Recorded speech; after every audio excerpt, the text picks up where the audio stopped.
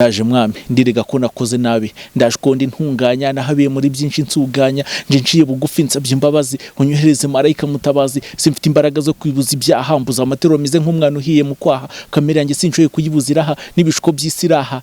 Pasiteri barayirira yego birahari rwose ndetse biraneze muri iki gihe. Nabitangiye ngira ngo ubu ngubu uyu mwaka no wa gatanu nabitangiye mfite 26 asanga ntagashobora kurimita kuvuga ijambo ry'Imana riri muri we. Arongera ajya guhanura arangije aravuga ati ariko Mana nubwo ngiye waranshutse nemera gushukika ariko reka unshuke nanjye nshukike uri Imana nanjye nkaba umuntu. Iryo jambo ndarikunda kumva ngo Imana ni Imana nanjye ndi umuntu. Hari igihe umuntu ajya asenga avuga ngo Mana ngo niba uri Imana ni Imana nyine wiyibutsa ko ari Imana irabiyobewe wese urabeyo kubanje kwibwira ngo Mana niba uri Imana.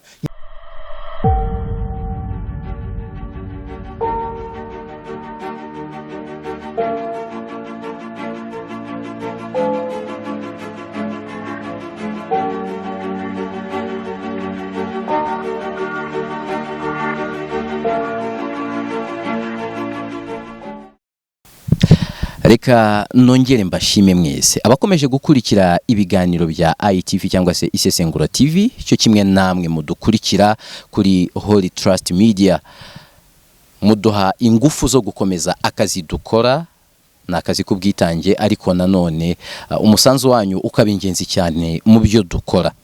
Imbere ya kamera cyangwa se imbere kuri screen zanyu muri kubona umugabo wambaye imyenda y'umukara tsiriri kuva kwipantaro hejuru hose n'umukara uretse ibara rito ry'umweru mubona hafi y'ingoto n'umwambaro umenyerewe n'ubundi kuba pasiteri. Ni Pasiteri Olivier.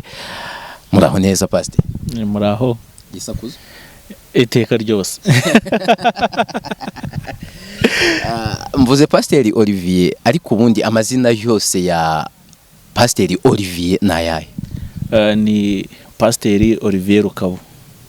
Rukabu cyangwa Rukabuza? Rukabu gusa. Urumwe mu bapasiteri bake bakora umuziki ariko by'umwihariko ugakora injyana ya rap cyangwa se hip hop. Nkunze kubona ku ndirimbo zawe hazaho Rev, uri Revera Pasiteri? Ni Revera gusa kuko Pasiteri na Revera byose ni kimwe nkuko wavuga ngo John na Yohana. Nicyo kimwe rero ari Revera ari Pasiteri ni kimwe. Ni nabyo tuza kuganiraho cyane. Urasa nkaho ukiri muto wakureba abenshi mu bapasiteri tuzi n'abantu bakuru. Hashize nk'igihe kingana gute uri pasiteri? Wabitangiye ufite imyaka ingahe? Uyu munsi ufite ingahe? Umenesheje ibanga. Nabitangiye ngira ngo ubu ngubu uyu mwaka no wa gatanu nabitangiye mfite 26 uyu munsi mfite 31. Ushobora kuba uri mu bantu babaye abapasiteri bakiri bato. Kera iwacu bajyaga batugurira imipira minini, igipira kinini ukacyambara hatarimo n'ikabutura bakakubwira ngo uzagikuriramo. Nanjye rero nagendeye muri iyo filozofi njya mu murimo kugira ngo nzawukuriremo. Byiza cyane. Imyaka 6 uri umushumba uragiye neza intama nabyo nakazi nibwira ko ari keza kandi ko karyoshye. Pasiteri Olivier turi kuganira turaza kwitsa ku kintu cy'umuziki ariko mbere yo koza kukigeraho ubundi kuba uri pasiteri ukanakora umuziki ni ibintu bisa gute? Ni ibintu biryoshye kuko buriya gukizwa ni nkuko wagwa mu nyanja y'amazi. Iyo uguye mu nyanja y'amazi amazi agera hose. Nanjye rero naguye mu nyanja yitwa agakiza rero kagera hose. Ya mpano nari mfite ndirimba umukobwa mwiza w'amaguru meza ubundirimba umwami mwiza w'imbabazi watwitangiye wafashe ibihano by'ibyaha byacu nuko byaje nuko bimeze. Kugira ngo twite tuninjira kuri iyo ngingo hari uwaba dukurikiye yibaza ngo ni pasiteri muri he torero? Mu itorero Anglikani. Anglikani ry'u Rwanda diocese ya Kibungo, paruwase ya Gahima ndi assistant pastor. Dukora turi babiri hari umukuru nkabamwungirije. Yego. Pasiteri umwangirikani umwe mu bapasiteri bato mu Rwanda ariko ikirenze cyo nkuko nabivuze akaba pasiteri ukora umuziki by'umwihariko mu njyana ya rap cyangwa se agakora hip hop kandi ari pasiteri. Reka tuhite tunitsa kuri iyo ngingo. Abantu benshi uzasanga bavuga bati aba bantu bakora hip hop ni injyana bamwe baha connotation yuko ari injyana y'ibirara. Abapasiteri tubazi nk'abantu beza, abantu b'Imana. Pasiteri akarapa, tunatangire udukorera kuri imwe mu ndirimbo zawe noneho tuganire kuri icyo kintu. Murakoze.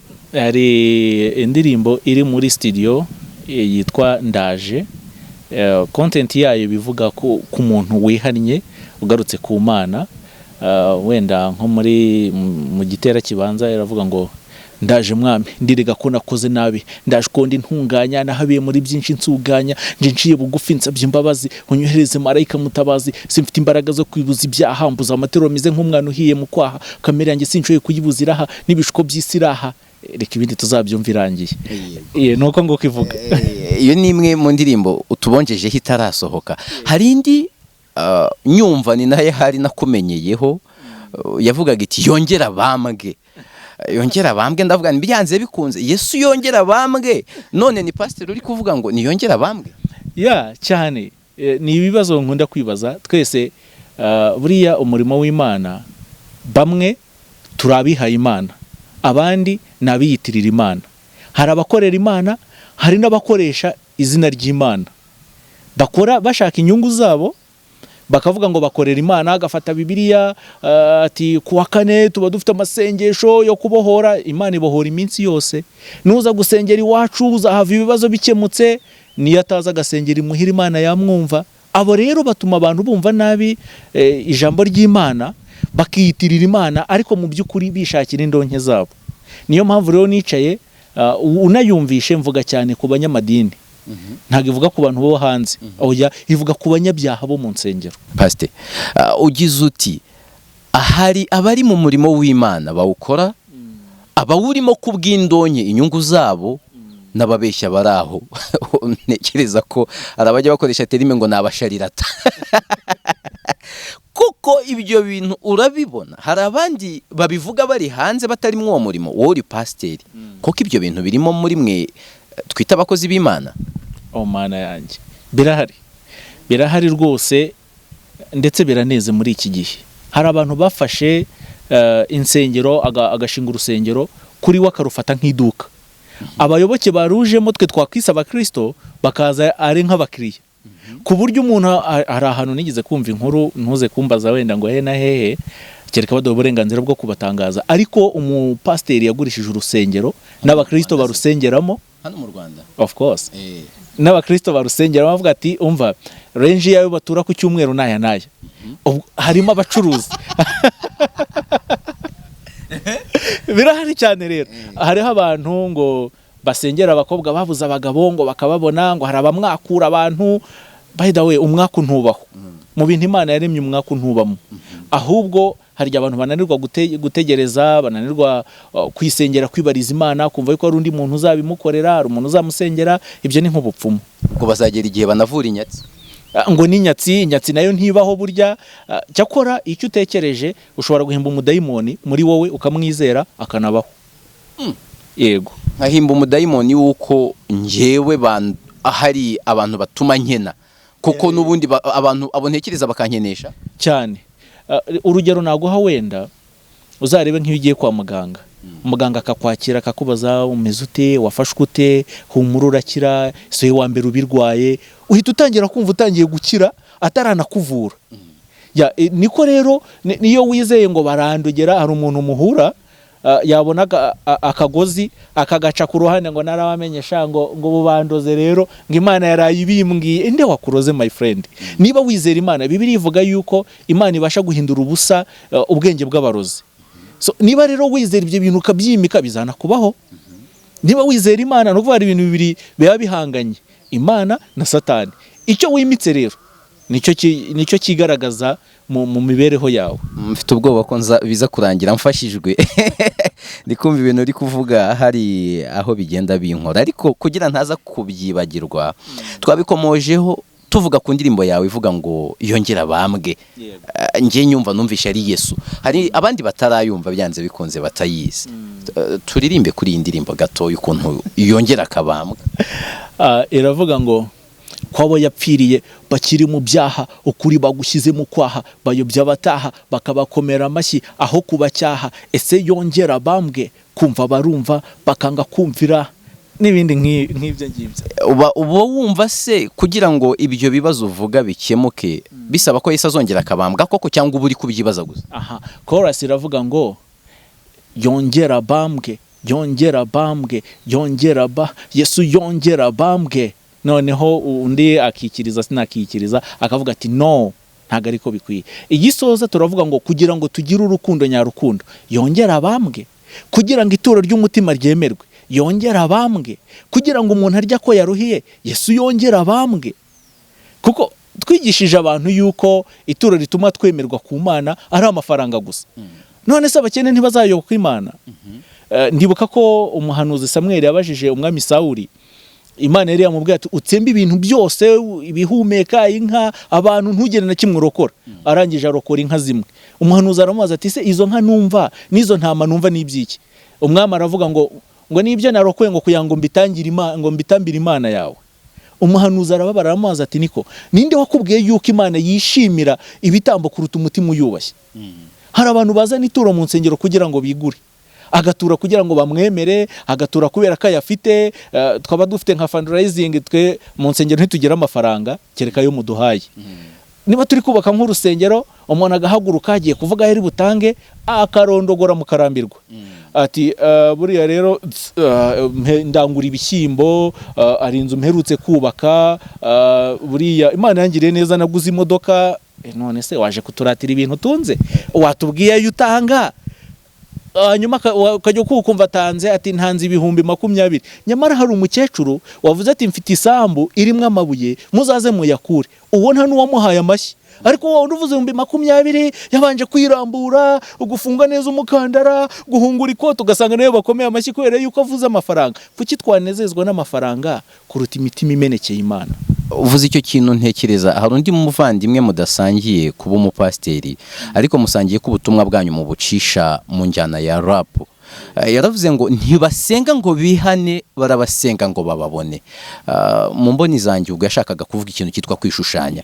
Bihuza n'undi mupasiteri mugenzi wawe twaganiriye muri iyi minsi arambwira ati iyo twavuze ngo abantu nibavuga icyo batuye tubona ibintu byinshi kuko abantu araza akajya imbere ati ntanze 100,000 ariko twatura bisanzwe twabara amaturo tugasanga ayavuye mu ikoraniro ryose ni 50,000 cyangwa 70, ariko iyo twavuze kujya imbere tubona 500,000.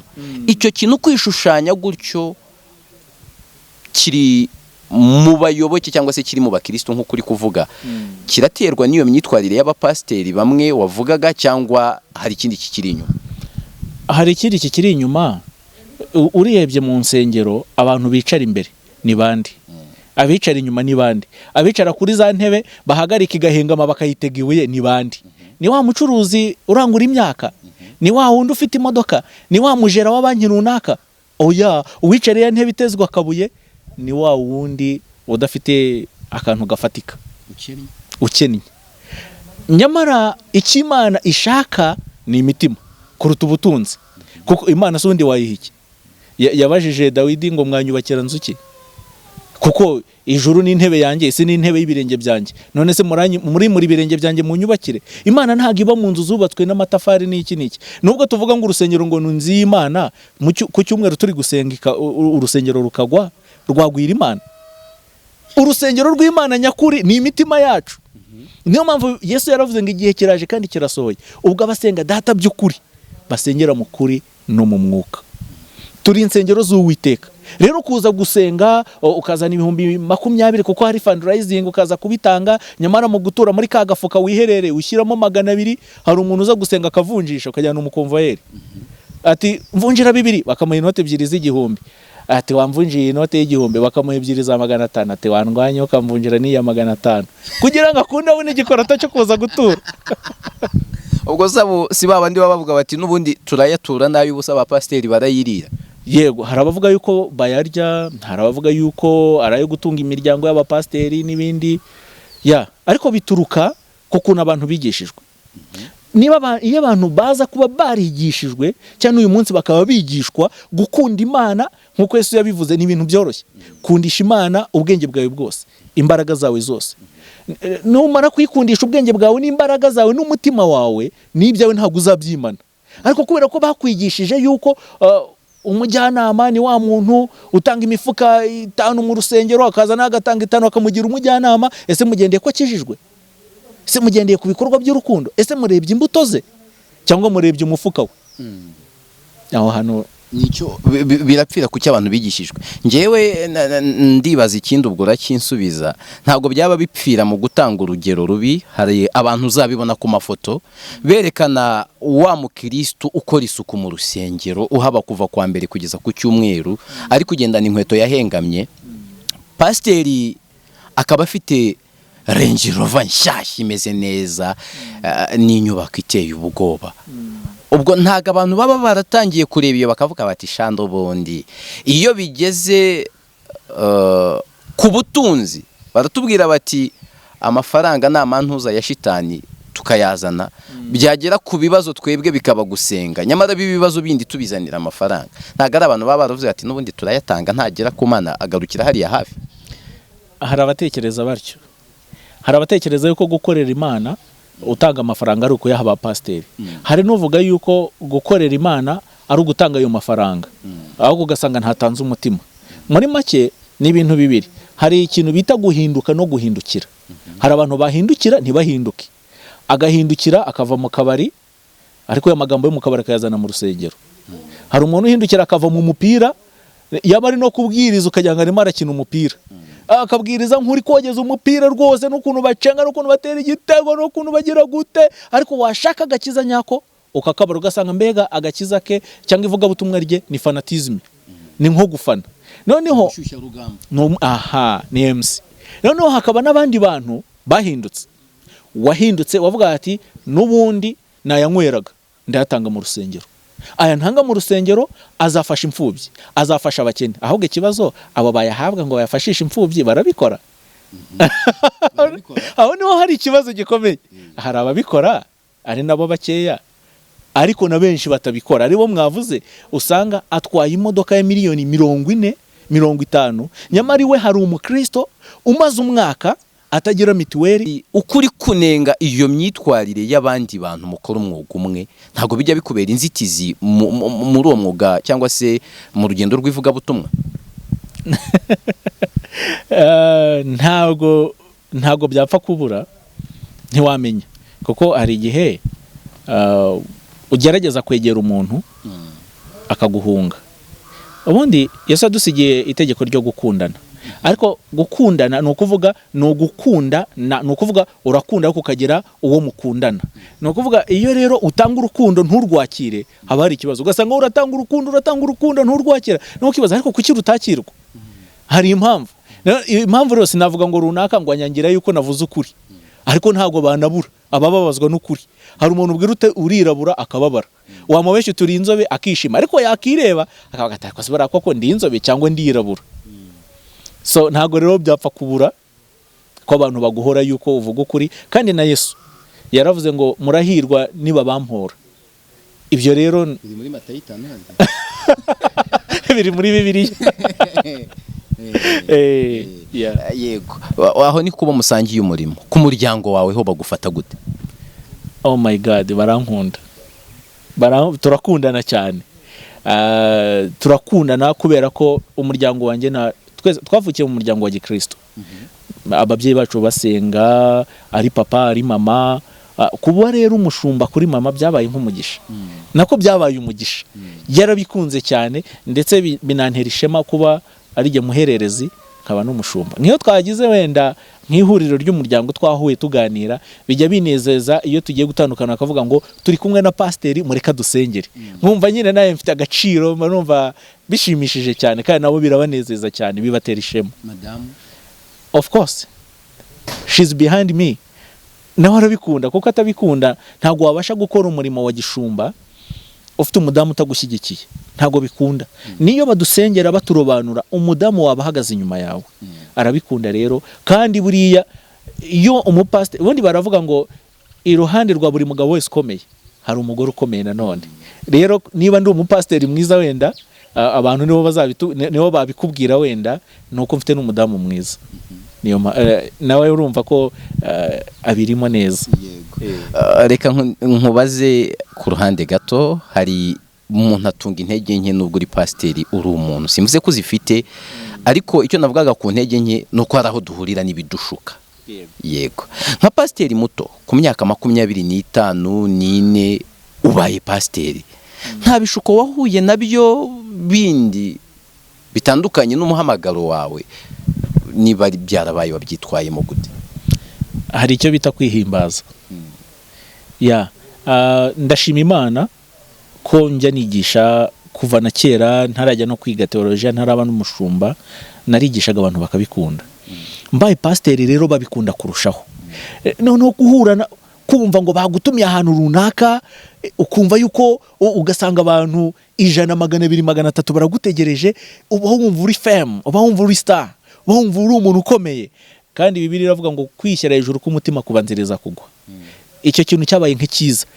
Rimwe na rimwe nkumva ni ngiye uriho, bantumiye, bampaye umwanya kuri high table nkuko His Excellency yigeze kubivuga, avuga kuri high table. Byabaye nk'ibiza, ariko nsaba Imana avuga Mana, turisha umutima wanjye utaza kwishyira hejuru, icyubahiro cyanjye kibure, iteka hagaragara icyawe. Ibyo ngibyo nibyo byishuko wahuye nacyo. Reka twibaze mu bundi buryo. Pasiteri Olivier wigeze kumbwira uti iyo ujya gushaka abantu ngo ubahindure, ibyo ni byo twaganiriye mbere y'ikiganiro, ubasanga aho bari, ntago ari bo bagusanga aho uri.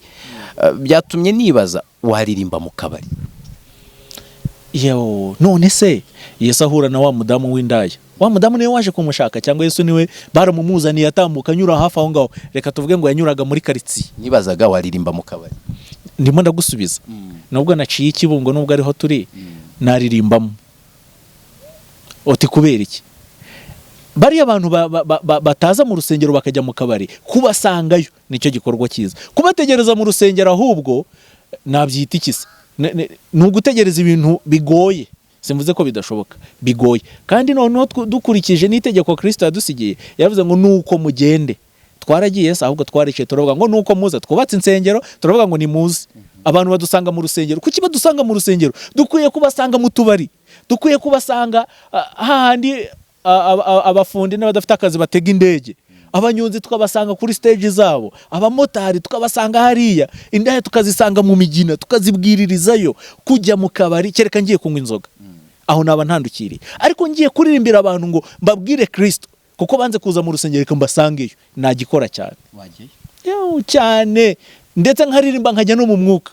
Ukaririmba za ndirimbo zawe mu kabari, nkababwira ngo yongera abambwe kugira ngo muve ku nzoga, yongera abambwe kugira ngo muve mu tubari, yongera abambwe kugira ngo mureke uburaya cyane. Yego, aho turi kugenda tureba ubutumwa abo musengana ukanigisha ku ishuri, wigisha yahe masomo, ubona bimeze gute? Nigisha Icyongereza mu mwaka wa mbere n'uwa kabiri, nigisha literature in English mu mwaka wa mbere, uwa kabiri n'uwa gatatu, secondaire. Nigisha iyobokamana imyaka yose mu wa mbere kugera mu wa gatandatu, na ethique chrétienne. Iyo ndi kwigisha rero mbishimira Imana cyane cyane cyane, numva mfashwa, kuko hari igihe wigisha mu rusengero abantu bakumva urimo uravuga ukuri, bakavuga ati aragira ngo tuze gutura, ira ni imitwe yabo twarabamenye. Ariko iyo ndiho mbwiriza abana b'urubyiruko, mbabwiriza numva nezerewe, kuko ntago mba mvuga ngo hari abancira urubanza ngo ndabashakaho amaturo, ntago bari buze gutura. Biranezeza rero, ndafashwa cyane, mba numva mbikunze, kandi nabo baba bari attentive. Kubona umwana aguha iminota 20, 30, 40 atarangaye, bikwereka ko muri kumwe. Byiza cyane. Umunsi umwe nunyemerera COVID-19 nirangira, nzaza ndebe uri nko kwigisha, nzitabira. Uko byagenda kose, ngenda umunyamakuru. Mbere yo kuba umunyamakuru nari mfite abandi bantu mfata nk'ikitegererezo kuri nge. N'uyu munsi hari bagenzi banjye numva nkavuga nti kude chapeau, ibi bintu mubikora neza, nubwo ntari bigane, ariko mubikora neza, bishobotse nabigiraho ibintu bimwe na bimwe. Mu bapasiteri tuzi mu Rwanda, ninde mu pasiteri ureba ukavuga uti muze ukora neza aka kazi? Reverend Dr Kanoni Rutayisire Antoine nawe twaranawenda nabimubwira namubwira nti much respect. Iyo wigishije biramfasha. Ni benshi ariko uwo nguwo aza imbere y'abandi. Yego, hari abandi mw'iyi minsi dusige tubona ibintu bakora, ubwo ndakomoza ku bintu wavuze uti hari abantu bakora ibintu bimeze nko gushyushya urugamba. Aze mvuga nabonyemo harimo n'abakoresha imvugo kajya kubona ngo ariko mani ngo naye nabasanga mwirigaramuze ngo mitambabwira ngo zikonke tonto, urumva akaba ari imvugo tumenyereye mu buzima busanzwe. Yaba ari creativity idafite ikitwaye cyangwa biriya bintu ubona hari uko bishobora kwangiza uyu murimo? Byawangiza. None se nujya no kwigisha wenda abajuru uzabanza wibe ubabwira uti erega nanjye ndiba dontura ko nibye se. None se nusanga banywa inzoga uzababwira uti erega bura nanjye ndazinywa ariko Yesu ndamufite. Niko bizagenda. Ku rundi ruhande hari igihe umuntu ashobora gutambuka kuvuga iyo mvugo asanzwe akuzi nk'umushumba ntamenye ibyo urimo, agatahana ka kantu gusa ati uzi ibintu nasanze avuga. Ku ruhande rumwe bisaba yuko umuntu yitwararika. Ntago rero numva atari byiza cyane ko umuntu yakoresha izo mvugo ngo kugira ngo akunda kurura abantu. Numva bikwiriye kwitonderwa. Kuko nge nabihuzaga na bimwe bavuga guti abantu ujya guhindura ubasanga aho bari, nimba ari abanywara umugi ntekereza ko akagiye mukicarana ukabereka ko ibyo bintu barimo aruko niko ntekereza bari baba bitekereza. Ubwo yaba ari controversy ibyo uvuze nibyo yari bavuze mbere. Oya, unyumve neza, kuba wenda tuvuge wenda ndirimba mu njyana ya hip hop, dufite abantu tuzi bayikora wenda mu Rwanda tutagiye kure. Imyambarire yabo turayizi. Niba yambarira munsi y'ikibuno ntago nanjye nzabikora ngo mbabwire ngo nigeze kukubona wambaye team. Biterwa naho ugiye, wenda tuvuge ngiye ku isambu, ngiye mu mirima, ibishokoro, uruhira, ibiki n'ibiki, umwambaro nko kuwambara nta kuri giye bitewe naho ngiye ntacyo bitwaye. Ntago nzambara za pantaro zicitse mu mavi ngo mbabwire ngo nubwo nzambaye ngo ariko ngo ndi umuraperi ngo ariko ngo ndirimba iz'Imana. Oya, nzambarira ikote ndirimbira iyo Mana muri yanjyana wa wundi aririmbamo yambaye amaherena yahinduye imisatsi andi mabara yigize ukuntu ngo kugira ngo bakunde bamukunde. Ariko waretse ibyo ukora, ibyo uvuga bikaba ari byo bituma abantu bagukunda. Ibyo bimeze nk'ibirungo. Hari isosi cyane twajyaga turya irimo ibyinzari bitaga ngo ni tayari. Uyu munsi wabigushobora kurwara. Ibyo rero ni nka bya birungo bya tayari. Watetse inteko nziza bara kera twaryaga neza kandi ntabwo twaryaga ibyo birungo. Biriya rero kwambara kuriya bimeze nk'ibirungo. Bimeze nka bya birungo by'iki gihe usanga abantu bavuga bateri ko mu byigengesereye byaba byiza kurushaho. Turasa nkaho tugenda tugana ku musozo w'iki kiganiro. Nibwira kari kiza twagiranye. Akenshi mukoresha igitabo cyitwa Bibiliya mu kubwiriza, ni nacyo abenshi muvanamo ibyo mutubwira. Ijambo riri muri Bibiliya buri gihe rikuza mu mutwe kenshi ukunda nirihe kuruta yandi? Ni ijambo Yeremiya yavuze umuhanuzi. Icyo gihe yaregeze ibihe bitoroshye, yatengushywe. Hari ukuntu uvuga uti uko byagenda kose Imana iraza kwigaragaza. Icyo gihe rero ntiyigaragaje. Yeremiya arahemukirwa, arafungwa, arakubitwa, arangije aravuga ati ariko ubundi nakubiswe nziriki, sinaziraga kuvugira Imana. Aravuga ati Imana ntabwo nzongera kukuvugira. Arivumbura. Ntabwo ndagera kuryo nkunda yavuze. Noneho igihe kiza kugera asanga ntago ashobora kurimita kuvuga ijambo ry'Imana riri muri we. Arongera ajya guhanura. Arangije aravuga ati ariko Mana nubwo ngiye waranshutse nemera gushukika, ariko reka unshuke nanjye nshukike, uri Imana nanjye nkaba umuntu. Iryo jambo ndarikunda, kumva ngo Imana ni Imana nanjye ndi umuntu. Hari igihe umuntu ajya asenga avuga ngo Mana ngo niba uri Imana ni Imana nyine. Wiyibutsa ko ari Imana irabiyobewe se? Wese urabeyo kubanje kwibwira ngo Mana niba uri Imana nyine ni Imana. Iyo nibutse ngo Imana ni Imana nanjye ndi umuntu, yaravuze ngo uko ijuru ryitaruye isi niko inzira zanjye zihabanye n'izanyu. Icyo kirongera kikubaka kuri cya kintu kivuga ngo Imana ni Imana nanjye ndi umuntu. Igituma rero rinyubaka cyane nuko iyo ntazi ukuntu biri bugende, jewe ntago nzi ukuntu biri bugende nk'umuntu, ariko Imana kuko ari Imana ifite ukuntu iri bubigenze. Hari ugize kuvuga ngo na nyuma ya zero irakora. Niyo mpamvu rero iryo jambo ndikunda, na nyuma ya zero irakora. uririmba gospel nubwo urapa, undi muntu uririmba iyi njyana ukunda ninde? yahoze aririmba Secure bamwita NPC, nawe yabaye umuraperi muri gospel. Ndamukunda kubera ko yahisemo. Buriya hari umuntu uba mu rusengero kamaze se warakijijwe, ati wakijijwe iki se? Ngo data na mama bara abakristo, navukiye mu muryango ukijijwe, ngo nanjye ndakizwa. Gukizwa ntago ari nka kwa kundi inkoko ibyara inkoko, ihene ikabyara ihene. Oya, twebwe gukizwa, umukristo umupasiteri abyara umupagani, umupagani uzikirizwa. NPC rero yabanje kujya mu ndirimbo zisanzwe z'urukundo, zo gushakisha amafaranga, ariko arareba asanga ntago biri gukunda. Umuhamagara uramuhata, umujyana muri gospel, nicyo mukundira kuko azi ibyo akora. Ntago ari nk'abandi bavuga ati navukiye mu muryango ukijijwe naye ndakijijwe. Ntago ubukijijwe, ukeneye guhura na Yesu. Twaganiriye indirimbo zawe, twavuze nko kuri ebyiri gusa, ariko abantu bashobora kugira amatsiko yo kuza kuzishaka bakazumva izabanje gusohoka. Tubwire nk'amazina y'indirimbo, amwe mu ndirimbo zawe. Kugeza ubu hari mfite channel ya YouTube, ni Olivier the Writer Official, ugiye wasangaho indirimbo. Kugeza ubu nyifunguye vuba, na uploadinzeho lyrics y'indirimbo yitwa Isengesho. So far turi kuyikorera na video. Umuntu rero washaka kuyireba yajya akandika Olivier the Writer Official akayibona. Please nuyibona ukande kuri comment, ugira icyo unyandikira, ukande kuri share, uyisharinge n'inshuti zawe, kandi ukore subscribe. Nubikora urabuteye inkunga ikomeye ubwami bw'Imana. Dusoje ikiganiro, ikintu cya nyuma wabwira abadukurikiye, baba abari kureba iki kiganiro ku Isesengura TV cyangwa se abari kuri Holy Trust Media, ni iki wababwira? Icyo nababwira bene data nuko mugende namwe musesengure.